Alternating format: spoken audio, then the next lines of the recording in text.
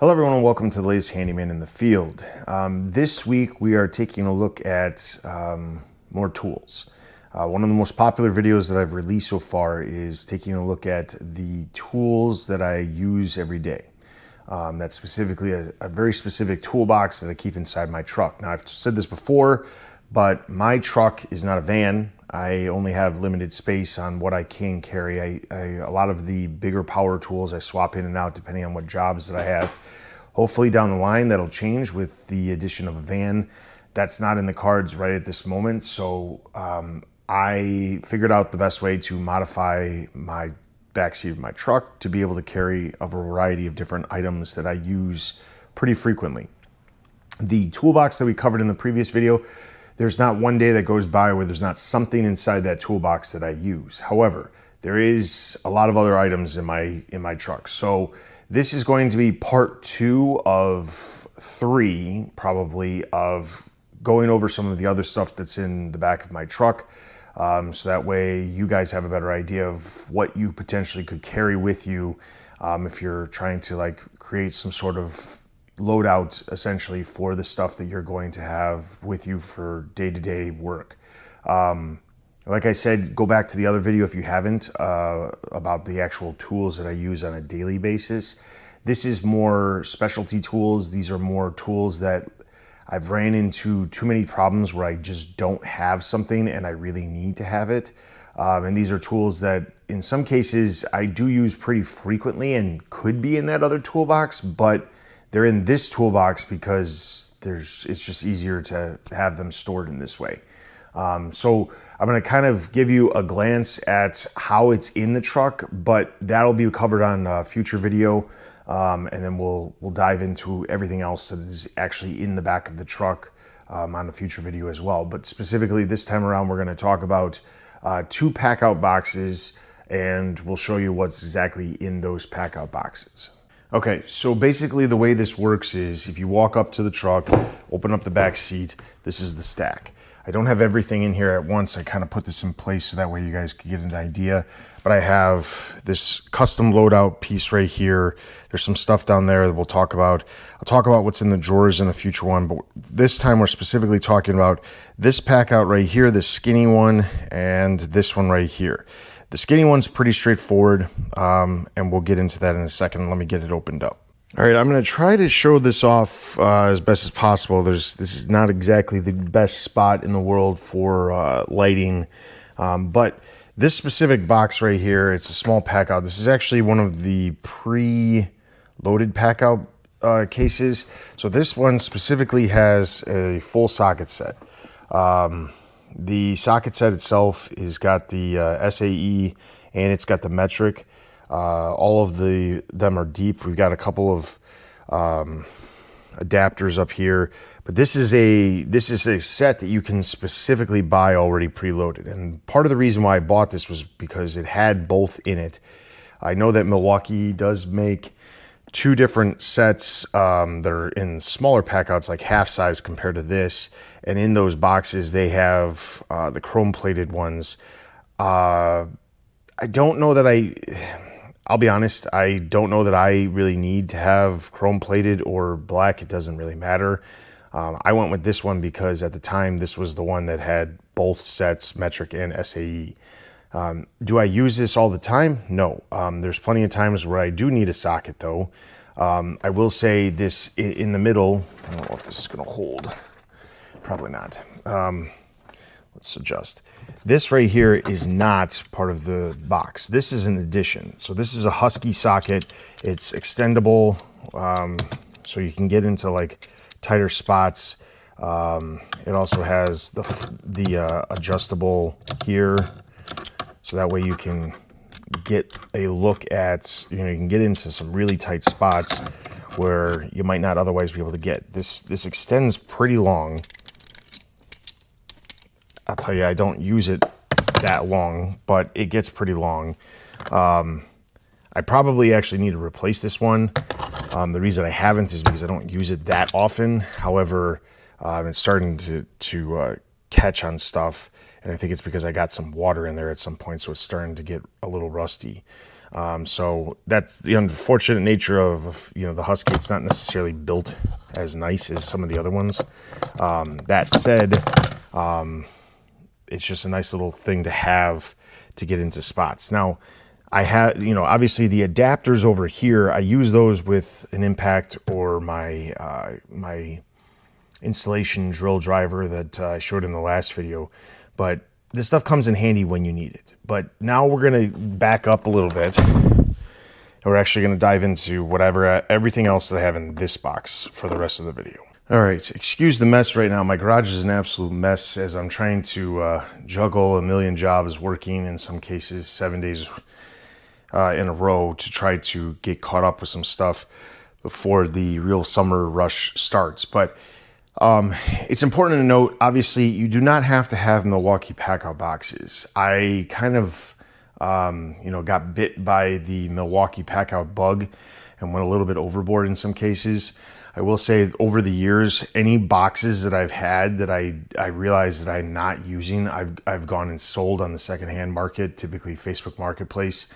That's not for any other purpose than if it's not getting use after a certain amount of time, there's no reason to keep it. Some of the stuff that they've replaced with other boxes, I've replaced those boxes with the newer versions that have like certain features that are more helpful. Then I replace the old, and I sell off the old version. Now, some of the boxes I tried to come up with a use. So this specific box that we're looking at right here, there was a package deal when Packout started to get really popular. We got the rolling cart, you got this, and then there was the box that's like twice as big as this, as a stack for like a discounted price. I couldn't tell you what the discounted price was because I think actually I got this as a birthday gift. But inside this box, we have a number of different tools that I use occasionally, but not all the time. So in here, immediately you can see that we've got a couple different things. So we've got a caulk gun. These air shims, they come in handy all the time. I've got a bigger one in one of my other containers. But let's dive into what we've got in this box. All right, this is probably going to be one of the more awkward videos that I've recorded just because of how everything is situated in here. But let's go over some of these items. So first up, we have the air shims. These are nice. They're great for holding the doors open. If you need to work on something so that they don't swing. If there's issues with the hinges, they're great. The other thing that I've used them for is gate repair, to try to brace the gate in the exact location I need. If you need it to be a certain height so it doesn't rub up against the concrete, these come in handy. I have these two in here, and then I actually have a rectangular one, which you'll see in a future video, but these come in very, very clutch, especially with door installations and trying to get stuff in place. So we've got that. Next, we've got just a simple caulk gun, nothing special here. I try to keep my stuff as clean as possible. I like this one better than the metal ones. It's lighter, it's not necessarily easier to get into small spaces, but it works for what it needs to do.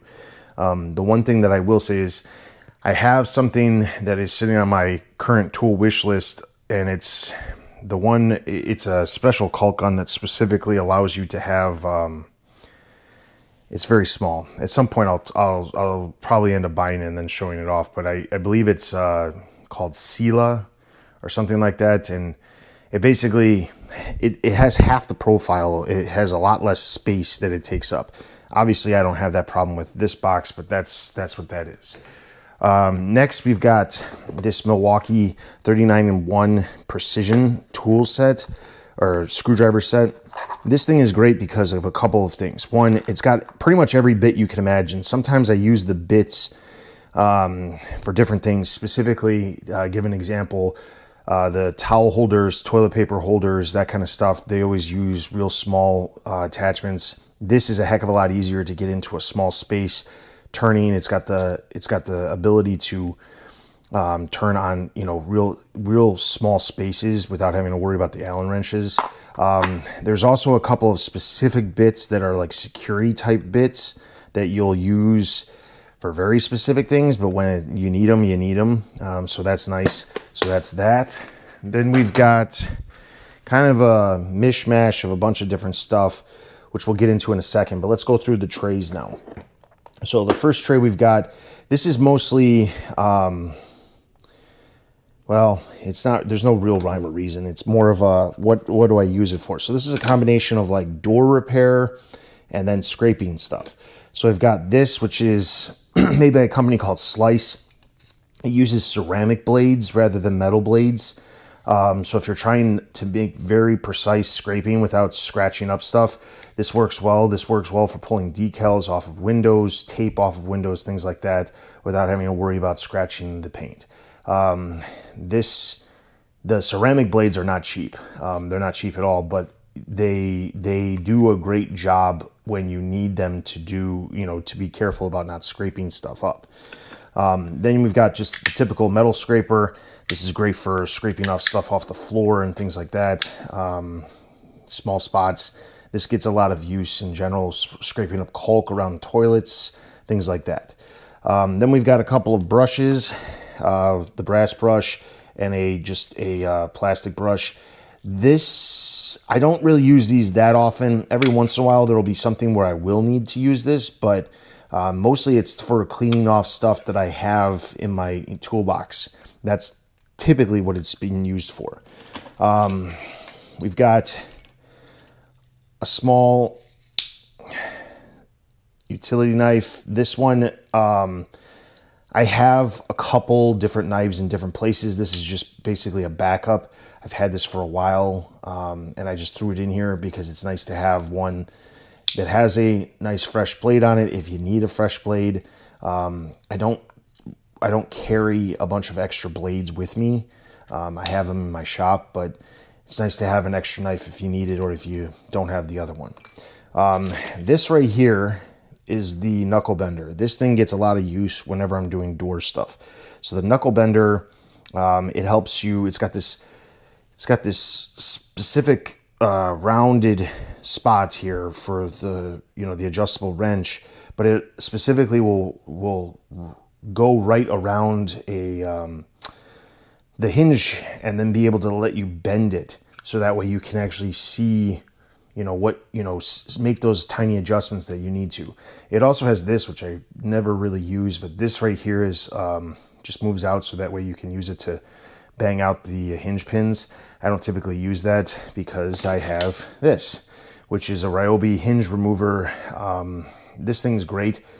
You go through these pretty quickly because they're made of plastic. That's the only thing that sucks about this, is that this specific one, you hit it too many times and it's going to end up the plastic's going to start bending and breaking and things like that. But this thing is great. Comes in clutch. There's a lot of different times that you can see, like there's a spot where I whacked it with a hammer and it bent it up. This is probably like the third one I've had in like 3 years. But they do exactly what you need it to do. They're perfectly spaced. They get the pins out quickly, and then you can make your adjustments. So these things are great. It's surprising that, I always say this when people say like, oh, what's your tool brand? And Milwaukee is my tool brand, but there are so many like weirdly specific tools that Ryobi makes that I have not seen other tool companies make. It's not to say that it's not out there. It's just I haven't seen it. Now, Ryobi is also probably one of the most notoriously copied brands by the Chinese companies that are making like knockoffs, where the patents aren't necessarily, and you'll find other brands, miscellaneous brands from China that you'll find on Amazon and such, making the exact same thing, because that's what they're just taking something that works and figuring out ways of selling it. But this is a great addition. If you do a lot of door adjustments, you need to have that. All right, what else we got? So this flashlight doesn't even work. To be honest, I barely ever use these types of flashlights. This probably shouldn't even be in there, to be honest. I got this little brush right here. This brush is specifically if I needed to like get into a small space and dust something off. I do not use this for painting. It's more of a cleaning brush. So there's that. The other stuff that I've got in here, there's a couple of zip ties that are specific slightly wider than normal zip ties. We've got a small file. This is great for the, again, more door adjustments. A lot of this stuff is used for door adjustments in general, but this would be like the striker plates, getting them to be a little bit wider, things like that. We've got a couple of different spring-loaded nail punches. Again, different versions for different size things. There's a bunch of, the reason I have a bunch of popsicle sticks is because I use a lot of popsicle sticks when it comes to, if I have door adjustments, the door adjustments that I need to make, sometimes you could use toothpicks, you can use other things, but this is great because instead of having to jam it up with a ton of toothpicks, you can use these, cut it to be, cut it to the size you need it, and then just pop them in there. Works just like toothpicks. I also have toothpicks as well. But that's that. Then I've got small precision ruler. This is great for getting real precise measurements. I have another really small one, but this one's nice as well. And then the other thing we've got in here is these little things. And some people don't use them. Some people just throw the thing of caulk away when you're done. But I will say that these things come in clutch because I don't use a lot of caulk. A lot of times, if I'm caulking a countertop, I might use half a tube. I don't want to necessarily replace an entire tube every time I do a job, even if the cost of the caulk is worked into the price of the item or in the price of the job. I don't want to be in a situation where the caulk is I'm wasting it. I don't need to waste it if I don't have to. So those are nice because basically they just roll down the side. It rolls down the tip of the caulk and works perfectly to make sure that it preserves the caulk. All you have to do then is just roll it back off, and then typically the very edge tip is just, it comes off with the little thing, and then that's it. I don't typically reuse these. They're dirt cheap. You get a box of like 50 of them for like a couple of bucks on Amazon, but they work out very well. Some of this other miscellaneous stuff, I don't even know what some of this is. Probably came, a lot of this stuff is just catch-all. All right, so let's move on to the next one. All right, so moving on to this tray. This is mostly drywall stuff. So we've got scraper. This is a nice sturdy scraper. Blade's nice and tight. Very strong. Great for scraping. I've used this plenty of times to scrape adhesive off of things, amongst other things. It does have the little screwdriver thing here. I can tell you I never use that. It's mostly, I use this specifically for the scraper, and then possibly this end, to make the nail holes easier to fill in. But that's typically what this is for. I don't even think I've ever even used this for prying nails or anything like that. It has all these other, functions, but I have never really used any of it for that. We've got a nice wide taping blade for drywall. I have a bunch of these Purdy ones. The Purdy ones, I like the feel of it. It's got just the right amount of bend to it. So that's nice. We've got a smaller one. This is I don't really use these that often, these smaller ones, but I have them if I need them. This one is not a Purdy, so it's a lot less expensive. I will say sometimes I use these for like mixing Bondo. Same thing with this one, this little Red Devil one. If I have Bondo, I will mix it. This has got a nicer, if you look, this is just a flat across. This is a tapered blade. So this is nicer to get real close, get it level. But that's what these two are primarily used for, is that. Then we've got yet another one. Same thing, it's a little bit wider. This one gets beat up a lot more, but this one is super stiff. So I can use this as a scraper, but I also have used this for a number of other things. If I need to have something where I'm trying to pry, I'll use this to protect the surface that I'm trying to pry from, so that way I don't make any damages there. We've got this tiny little screwdriver. It's got these super small bits to get into tight spots. It also has a variety of other bits, but it also has the ability to go the one direction and then the other direction, so that way you don't have to keep moving in and out of tight spots. So these are nice. I have, if you remember from the tool video that I did before, this one I have the longer version too. The difference is the bits in this are a little bit different than the other one. And then finally, we've got another brush, and then we've got a hook knife. Now, I don't do any roofing, but I have used this specifically for cutting carpet, things like that. That's what this is super useful for. I don't have a lot of other uses for it, but I always have it in here in case I need it. So that's that bin. So let's jump over to the other side. All right, so over here, this bin, this came with it. It is a closed bin, not very much in here. Remember I said I didn't have extra blades? Well, I do have extra blades. I've got extra utility blades here and here. I also have this right here, which is a blade snapper. That's for a utility knife, which I believe is somewhere in here still. A couple extra pencils, a Pica marker. It's always nice to have the extra ones in case for some reason the one in my main toolbox is gone. These are different adapters. So we've got a couple of different things here. These right here are magnetic. You slide them over a bit, and what it'll do is it'll magnetize the bit. If it's, I don't think I was in focus there, but these right here are magnetizing bits. You slide it over a bit, and then magnetizes the entire bit, so that way you can keep your screws from falling, especially if you're up on a ladder. Got a couple of socket adapters in here. And then this I've used a couple of times. Again, it's not super, it's not used all the time. However, when you do need it, it comes in handy. So it has a rotating thing, so you can get into like these very strange angles. The only catch is it doesn't go very far outside of that. It can do like, it's not even a 30-degree turn, to be honest. So you have to have the use for it.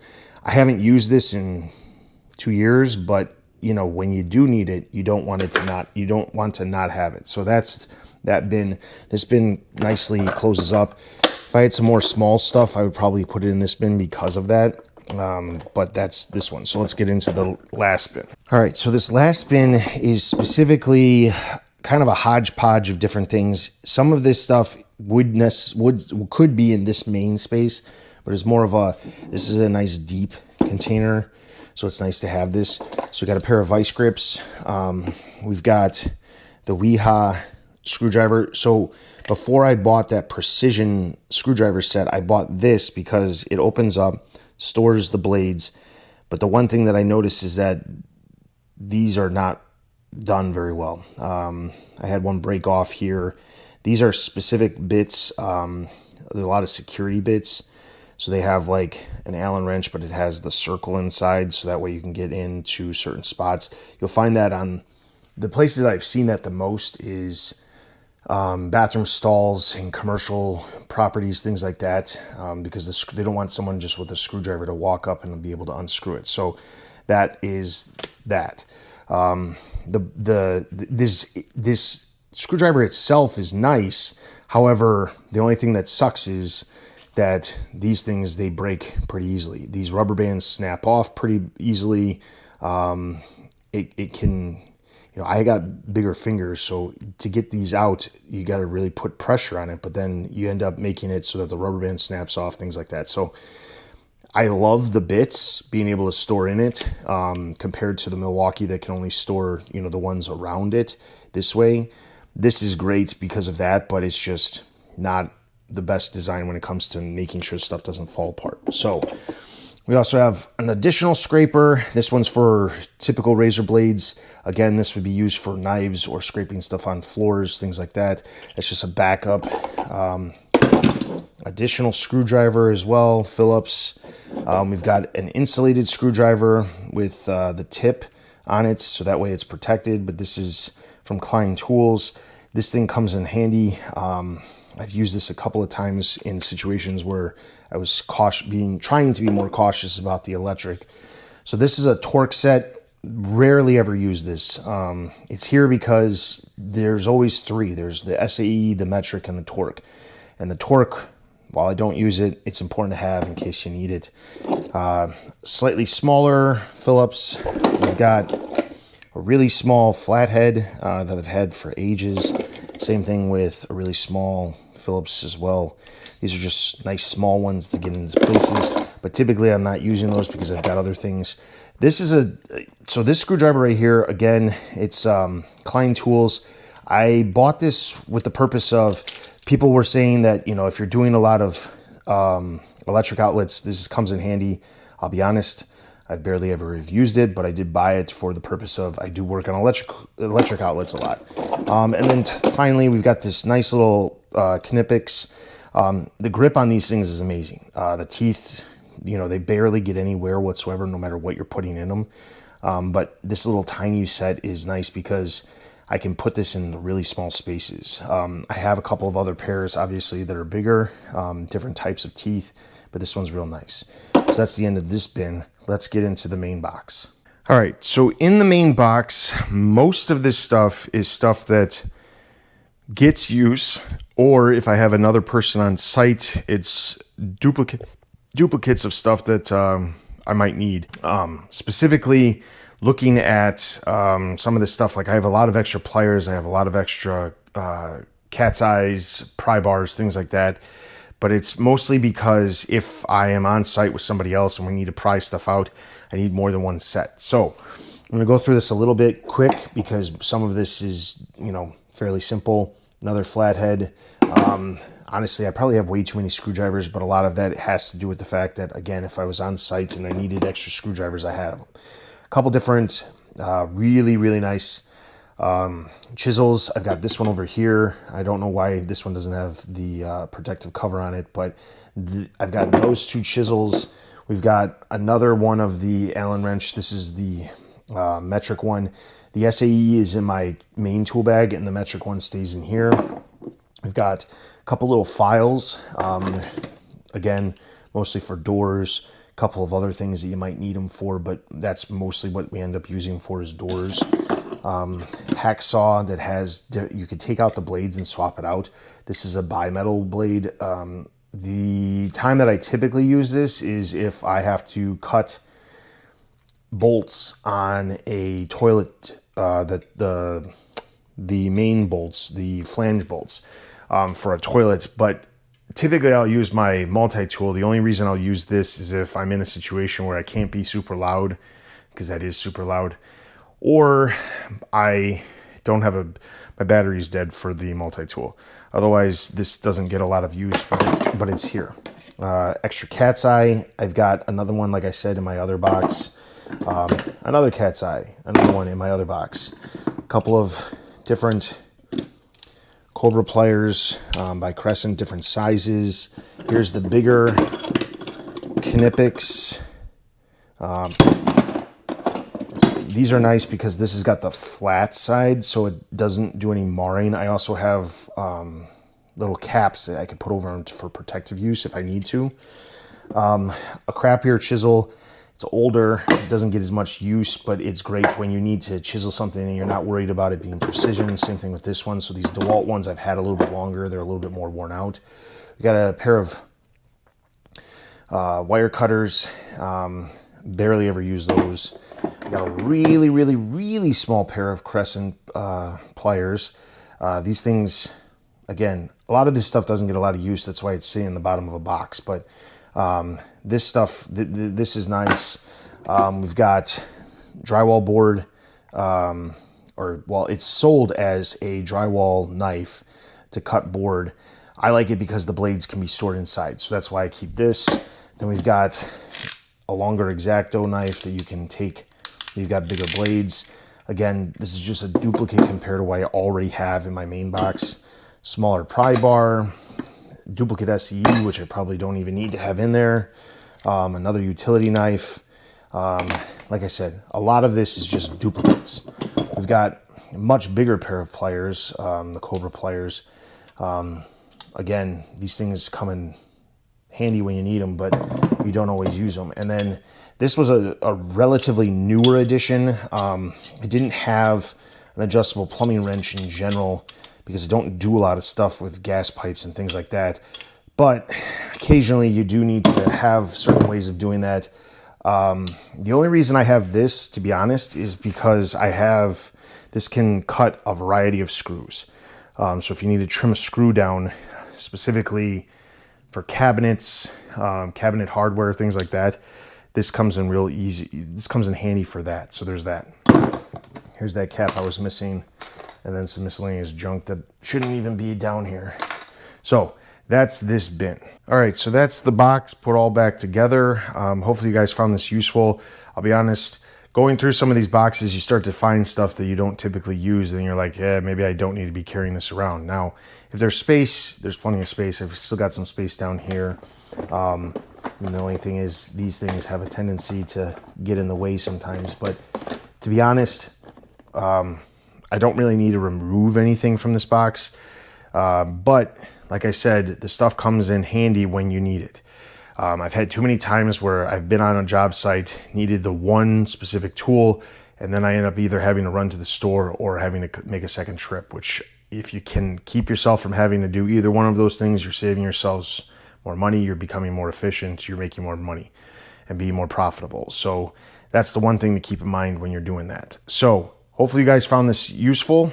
Be sure to leave any comments about other tools that you think should be added to the box, or tools that you think should be taken out of the box because they don't get a lot of use and you don't think it's worth it. Love to hear your comments on that. Be sure to like, subscribe, share the video. That's always greatly appreciated as we try to grow the channel. Thank you for everybody who's been leaving comments on the recent videos. I do read all of them. And with all that being said, you've been watching The Handyman in the Field. We'll see you guys next time.